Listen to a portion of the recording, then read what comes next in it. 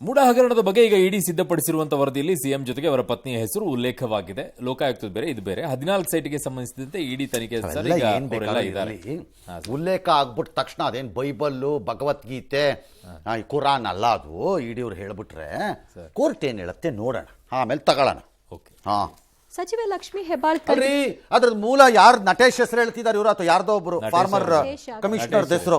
ಆ ಕೇಸೇ ತೆಗೆದಿದ್ದಾರೆ ಹೈಕೋರ್ಟ್ ಅಲ್ಲಿ. ಈಗ ಇಡೀ ಇದಕ್ಕೆ ಅವ್ರಿಗೆ ರಕ್ಷಣೆ ಕೊಟ್ಟಿದ್ದಾರೆ. ಮತ್ತೆ ಇಲ್ಲಿ ಬಂದು ಹೇಳಿದ್ರೇನು, ಅದಕ್ಕೆ ಕೋರ್ಟ್ ಏನ್ ಹೇಳುತ್ತೆ ನೋಡಿದ್ಮೇಲೆ ಹೇಳೋಣ.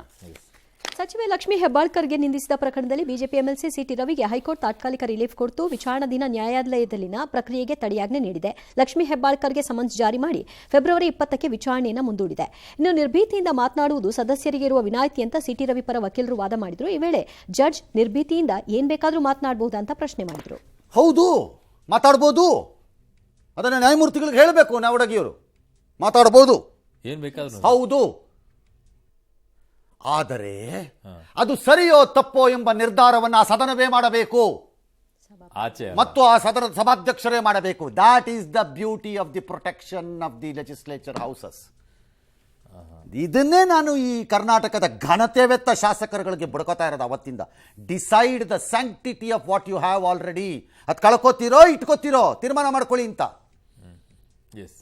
ಎಕ್ಸಾಕ್ಟ್ಲಿ, ಹೌದು, that is the protection they have. ಅದೊಂದು ರಕ್ಷಣೆ ಇದೆ. ಎಸ್. ಇನ್ನು ಕಳೆದ ಸಂಪುಟ ಸಭೆಯಲ್ಲಿ ಸಿಎಂ ಡಿಸಿಎಂ ನಡುವೆ ಜಟಾಪಟಿಗೆ ಕಾರಣವಾಗಿದ್ದ ರಾಮನಗರದ 10 ಗ್ರಾಮಗಳನ್ನು ಗ್ರೇಟರ್ ಬೆಂಗಳೂರು ವ್ಯಾಪ್ತಿಗೆ ತರೋದಕ್ಕೆ ಈಗ ಸಚಿವ ಸಂಪುಟ ಒಪ್ಪಿಗೆ ಕೊಟ್ಟಿದೆ. ಯಾವ್ಯಾವುದು? ಬಿಡದಿಯ ಹೋಬಳಿಯ ಬೈರಮಂಗಲ ಬನ್ನಿಗೆರೆ, ಹೊಸೂರು, ಕೆಜಿ ಗೊಲ್ಲರಪಾಳ್ಯ, ಕಂಚುಗಾರನಹಳ್ಳಿ, ಅರುಳಾಳು ಸಂದ್ರ, ಕೆಂಪಯ್ಯನಪಾಳ್ಯ, ಕಂಚುರನ ಕಾವಲು ಇವೆಲ್ಲವೂ ಕೂಡ ಅದರಲ್ಲಿ. ಅದ್ರ ಜೊತೆಗೆ ಹಂಗೆ ಚನ್ನಪಟ್ಟಣ ಚೂರು, ಹಂಗೆ ಲೈಟಾಗಿ ಮದ್ದೂರು, ಹಂಗೆ ಒಂಚೂರು ಲೈಟಾಗಿ ಮಂಡ್ಯ, ಹಂಗೆ ಒಂಚೂರು ಲೈಟಾಗಿ ಶ್ರೀರಂಗಪಟ್ಟಣ, ಮೈಸೂರು ಸೇರಿಸ್ಬಿಟ್ಟು ಗ್ರೇಟೆಸ್ಟ್ ಬೆಂಗಳೂರು ಅಂತ ಮಾಡ್ಕೊಂಬಿಡಿ. ಹಾಂ, ಅಷ್ಟು ಮಾಡ್ರಿ ಸುಮ್ಮನೆ. ಮಹಾರಾಷ್ಟ್ರದ ಪಾಲಿಕೆ, ಮಹಾನಗರ ಪಾಲಿಕೆ, ಬೃಹತ್ ಮಹಾನಗರ ಪಾಲಿಕೆ, ಬ್ರಹ್ಮಾಂಡ ಮಹಾನಗರ ಪಾಲಿಕೆ. ನೆಕ್ಸ್ಟಾ ಅಲ್ಲ, ಬೃಹದಾಕಾರ ಇದೆಯಲ್ಲ ಸರ್, ಇನ್ನು ಬೃಹದಾಕಾರ, ಆಮೇಲೆ ಬ್ರಹ್ಮಾಂಡನ ಮಾಡ್ಕೊಳ್ಳಿ. ಯಾರ ಅಪ್ಪನ ಮನೆ ಹೋಗ್ಬೇಕು ಮಾಡ್ಕೊಳ್ರಿ. ಮಹಾರಾಷ್ಟ್ರದಲ್ಲಿ ಆತಂಕ ಮೂಡಿಸಿರುವ ಜಿಬಿಎಸ್ ವೈರಸ್ ಮತ್ತೊಬ್ಬರ ಪ್ರಾಣ ತೆಗೆದಿದೆ. ಪುಣೆಯ ಮಹಿಳೆಯೊಬ್ಬರು ಮಾರಕ ವೈರಸ್ಗೆ ಬಲಿಯಾಗಿದ್ದಾರೆ. ಈ ಪೈಕಿ 2 ಆಗಿದೆ ಸಾವಿನ ಸಂಖ್ಯೆ.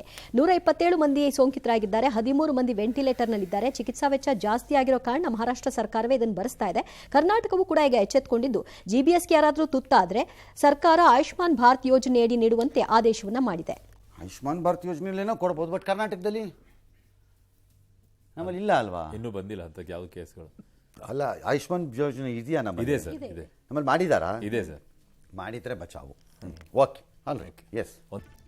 ಜನವರಿ 31ರಿಂದ ಶುರುವಾಗುವ ಸಂಸತ್ನ ಬಜೆಟ್ ಅಧಿವೇಶನದಲ್ಲಿ ವಕ್ಫ್ ತಿದ್ದುಪಡಿ ಮಸೂದೆ ಮಂಡಿಸಲು ಕೇಂದ್ರ ಸರ್ಕಾರ ತಯಾರಿ ನಡೆಸಿದೆ ಎಂದು ರಕ್ಷಣಾ ಮಂತ್ರಿ ರಾಜನಾಥ್ ಸಿಂಗ್ ನೇತೃತ್ವದಲ್ಲಿ ನಡೆದ ಸರ್ವಪಕ್ಷ ಸಭೆಯಲ್ಲಿ ಅಧಿವೇಶನದಲ್ಲಿ ಸರ್ಕಾರ ಮಂಡಿಸಲಿರುವ ವಿಧೇಯಕಗಳ ಪಟ್ಟಿಯನ್ನು ಕೇಂದ್ರ ಸರ್ಕಾರ ಹಂಚಿಕೊಂಡಿದೆ. ಇದರಲ್ಲಿ ವಕ್ಫ್ ತಿದ್ದುಪಡಿ ಬಿಲ್ ಕೂಡ ಇದೆ. ವಕ್ಫ್ ಬಿಲ್ಗೆ ಒಪ್ಪಿಗೆ ಸೂಚಿಸಿದ ಜೆಪಿಸಿ ಬಗ್ಗೆ ವಿಪಕ್ಷಗಳಿಂದ ಆಕ್ಷೇಪ ಕೂಡ ವ್ಯಕ್ತವಾಗಿದೆ. ಇಡೀ ಜಗತ್ತಿನಲ್ಲಿ ಡೀಪ್ ಸೀಕ್ ಎಐ ಸದ್ದು ಮಾಡ್ತಾ ಇದೆ. ಈ ಹೊತ್ತಲ್ಲೇ ಈಗ ಚಾಟ್ ಜಿಪಿಟಿ ಮಾತೃ ಸಂಸ್ಥೆ ಓಪನ್ ಎಐ ಸಿಒ ಸ್ಯಾಮ್ ಆಲ್ಟ್ಮನ್ ಶೀಘ್ರವೇ ಭಾರತಕ್ಕೆ ಬರ್ತಾ ಇದ್ದಾರೆ. ಮುಂದಿನ ವಾರ ಅಂದರೆ ಫೆಬ್ರವರಿ 5ರಂದು ಭಾರತಕ್ಕೆ ಬರಲಿರುವಂತಹ ಸ್ಯಾಮ್ ಆಲ್ಟ್ಮನ್ ದೆಹಲಿ ಅಧಿಕಾರಿಗಳನ್ನು ಭೇಟಿ ಮಾಡ್ತಾ ಇದ್ದಾರೆ. ಭಾರತದಲ್ಲಿ ಓಪನ್ ಎಐ ಕಾನೂನಾತ್ಮಕ ಸಮಸ್ಯೆಗಳನ್ನು ಎದುರಿಸ್ತಾ ಇದೆ. ಇನ್ನು ಚೀನಾದ ಎಐ ಡೀಪ್ ಸೀಕ್ ಎಂಟ್ರಿಯಿಂದಾಗಿ ಈ ವಲಯದಲ್ಲಿ ಪೈಪೋಟಿ ಹೆಚ್ಚಾಗ್ತಾ ಇದೆ. ಈ ಸಂದರ್ಭದಲ್ಲಿಯೇ ಆಲ್ಟ್ಮನ್ ಭಾರತ ಪ್ರವಾಸ ಕೈಗೊಳ್ಳಲು ಮುಂದಾಗಿರೋದು ಕುತೂಹಲ ಕೆರಳಿಸಿದೆ.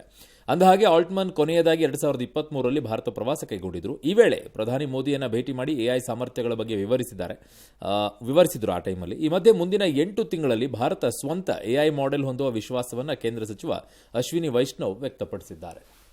ಬಾಂಗ್ಲಾದ ಮುಖ್ಯ ಸಲಹೆಗಾರ ಮೊಹಮ್ಮದ್ ಯೂನಸ್ರನ್ನ ಅಮೆರಿಕದ ಉದ್ಯಮಿ ಜಾರ್ಜ್ ಸೋರೆಸ್ ಪುತ್ರ ಅಲೆಕ್ಸ್ ಭೇಟಿ ಮಾಡಿರುವುದು ಚರ್ಚೆಗೆ ಗ್ರಾಸವಾಗಿದೆ. ಬಾಂಗ್ಲಾದೇಶದಲ್ಲಿ ಆರ್ಥಿಕ ನೆರವನ್ನ ಟ್ರಂಪ್ ಸ್ಥಗಿತಗೊಳಿಸಿದ ಬೆನ್ನಲ್ಲೇ ಈ ಬೆಳವಣಿಗೆ ಆಗಿದೆ. ಬಾಂಗ್ಲಾದ ಆರ್ಥಿಕತೆಯನ್ನು ಬಲಪಡಿಸುವುದು ಹೇಗೆ, ಸುಳ್ಳು ಸುದ್ದಿಗಳ ವಿರುದ್ಧ ಹೋರಾಡುವುದು ಹೇಗೆ, ಹೀಗೆ ಹಲವು ಅಂಶಗಳ ಬಗ್ಗೆ ಚರ್ಚೆ ನಡೆಸಿದ್ದಾರಂತೆ.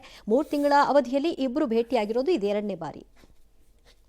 ಇನ್ನು ಆರ್ಥಿಕ ಬಿಕ್ಕಟ್ಟಿನಿಂದ ತತ್ತರಿಸಿರುವ ಪಾಕಿಸ್ತಾನಕ್ಕೆ ವಿದೇಶಿ ನೆರವು ಸ್ಥಗಿತಗೊಳಿಸಿ ಅಮೆರಿಕ ಶಾಕ್ ಅನ್ನ ಕೊಟ್ಟಿದೆ. ಆಗಬೇಕಾಗಿದ್ದೆ ಇದು. ಪಾಕಿಸ್ತಾನಕ್ಕೆ ನೀಡುವ ವಿದೇಶಿ ನೆರವಿನ ಮರುಮೌಲ್ಯಮಾಪನ ಮಾಡುವ ನೆಪದಲ್ಲಿ ತಾತ್ಕಾಲಿಕವಾಗಿ ಟ್ರಂಪ್ ಸರ್ಕಾರ ಈ ಕ್ರಮವನ್ನು ತೆಗೆದುಕೊಂಡಿದೆ. ಆದರೆ ಸ್ಥಗಿತಗೊಂಡ ನೆರವಿನ ಮೊತ್ತ ಎಷ್ಟು ಅನ್ನೋದು ಇನ್ನೂ ಗೊತ್ತಾಗಿಲ್ಲ. ಇನ್ನು ಅಕ್ರಮ ವಲಸಿಗರನ್ನ ಪತ್ತೆ ಹಚ್ಚಿ ಅವರನ್ನ ದೇಶದಿಂದ ಹೊರಹಾಕುವ ಕಾರ್ಯವನ್ನು ಅಮೆರಿಕ ಮುಂದುವರೆಸಿದೆ. ಈವರೆಗೂ ಕೂಡ 8,000ಕ್ಕೂ ಹೆಚ್ಚು ಮಂದಿಯನ್ನು ಅವರವರ ದೇಶಗಳಿಗೆ ವಾಪಸ್ ಕಳುಹಿಸಿಕೊಟ್ಟಿದೆ. ಈ ಕಾರ್ಯದಿಂದ ಹಿಂದೆ ಸರಿಯುವಂತ ಪ್ರಶ್ನೆಯೇ ಇಲ್ಲ ಅಂತ ಟ್ರಂಪ್ ಮತ್ತೊಮ್ಮೆ ಸ್ಪಷ್ಟಪಡಿಸಿದ್ದಾರೆ. ಮತ್ತೆ ಅಮೆರಿಕಾಗೆ ನುಸುಳುವವರನ್ನ ನರಕದಂತಹ ಗ್ವಾಂಟ್ನಾಮೋ ಜೈಲಿಗೆ ಹಾಕ್ತೀವಿ ಅಂತ ಎಚ್ಚರಿಕೆಯನ್ನು ನೀಡಿದ್ದಾರೆ. ಈ ಮಧ್ಯೆ ಟ್ರಂಪ್ರನ್ನ ಅಮೆರಿಕದ ರಾಷ್ಟ್ರೀಯವಾದಿ ಅಂತ ವಿದೇಶಾಂಗ ಸಚಿವ ಜೈಶಂಕರ್ ಬಣ್ಣಿಸಿದ್ದಾರೆ. 12 ವರ್ಷಗಳ ಬಳಿಕ ರಣಜಿಯಲ್ಲಿ ಪಾಲ್ಗೊಂಡಂತಹ ವಿರಾಟ್ ಕೊಹ್ಲಿಯನ್ನ ನೋಡೋದಕ್ಕೆ ಅಭಿಮಾನಿಗಳಂತೂ ಮೂಗಿಬಿದ್ದಿದ್ರು. ಒಬ್ಬ ಕಟ್ಟರ್ ಅಭಿಮಾನಿಯಂತೂ ಭದ್ರತೆ ಭೇದಿಸಿ ಮೈದಾನದಲ್ಲಿ ಕೊಹ್ಲಿಯತ್ತ ಓಡ್ದ. ಕೊಹ್ಲಿ ಕಾಲಿಗೆ ಬಿದ್ದ. ತಕ್ಷಣವೇ ಭದ್ರತಾ ಸಿಬ್ಬಂದಿ ಧಾವಿಸಿ ಆ ಅಭಿಮಾನಿಯನ್ನ ವಶಕ್ಕೆ ಪಡೆದರು. ಇದರಿಂದ ಕೊಹ್ಲಿ ಭಾವುಕರಾಗಿದ್ದಾರೆ. ಇನ್ನು ದಕ್ಷಿಣ ಆಫ್ರಿಕಾ ಇಂಗ್ಲೆಂಡ್ ನಡುವಿನ ಅಂಡರ್-19 ಟೆಸ್ಟ್ ಪಂದ್ಯದಲ್ಲಿ ಇಂಗ್ಲೆಂಡ್ ಬ್ಯಾಟರ್ ಆರ್ಯನ್ ಸಾವಂತ್ ವಿಚಿತ್ರವಾಗಿ ಔಟ್ ಆದ ವಿಡಿಯೋ ಈಗ ವೈರಲ್ ಆಗಿದೆ.